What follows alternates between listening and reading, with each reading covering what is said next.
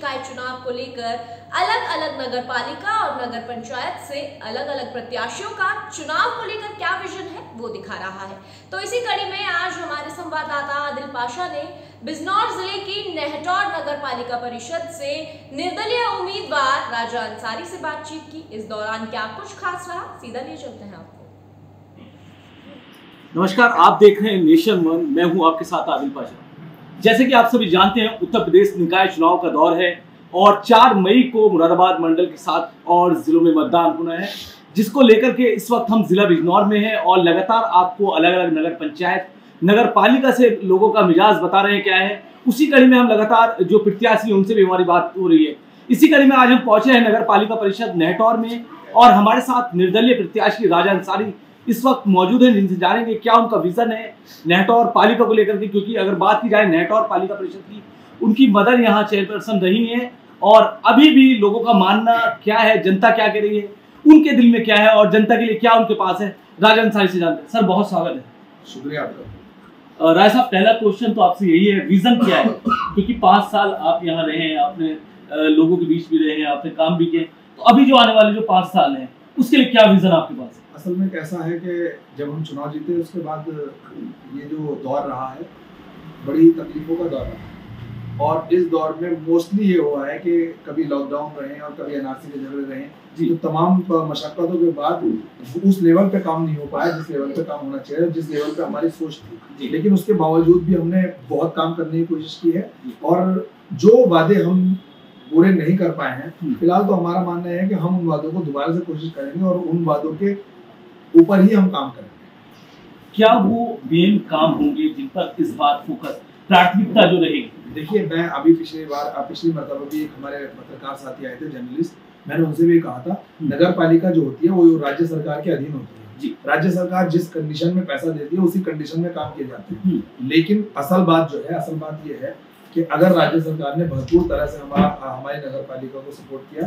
तो नेहटौर में हर वो काम किया जाएगा जिसकी अपेक्षा भी नेहटौर वालों ने।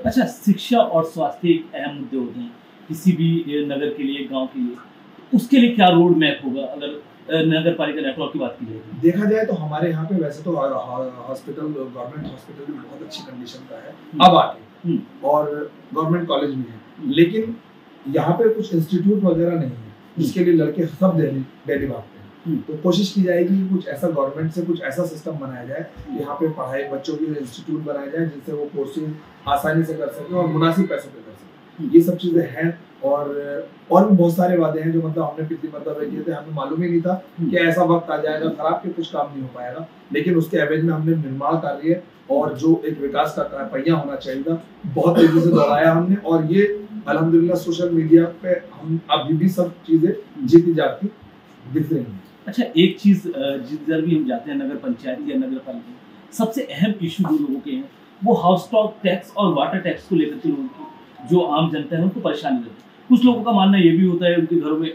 टंकी नहीं है, बावजूद उसके भी बिल कभी कभी देखने को मिल जाते हैं। तो इसके लिए क्या हमारे यहाँ आप पता करेंगे तो ऐसा कुछ आपको देखने को नहीं मिलेगा।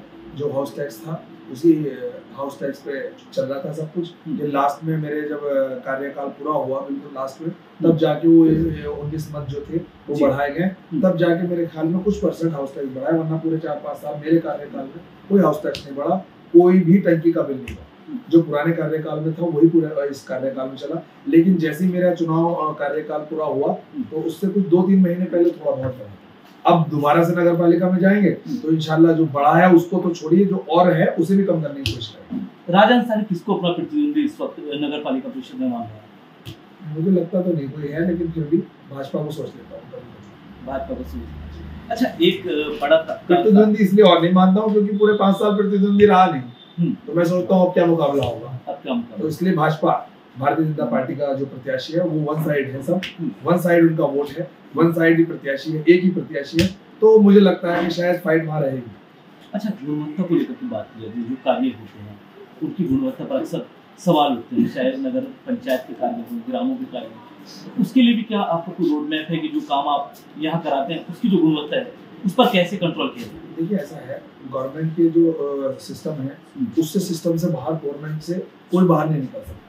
ये सिस्टम ऊपर से लेके नीचे तक बनता है आप जर्नलिस्ट हैं, आप जानते हैं सिस्टम कैसे चलता है। सिस्टम से बाहर अगर जाएंगे तो काम भी रुक जाएंगे, लेकिन उसके बावजूद भी हमने हर वो मुमकिन कोशिश की है जिससे कस्बे को मतलब एक अच्छी आसानी से अच्छी चीजें मिले, अच्छे निर्माण हो, अच्छे कार्य हो, और हमने किए भी हैं। बहुत सारे काम ऐसे किए।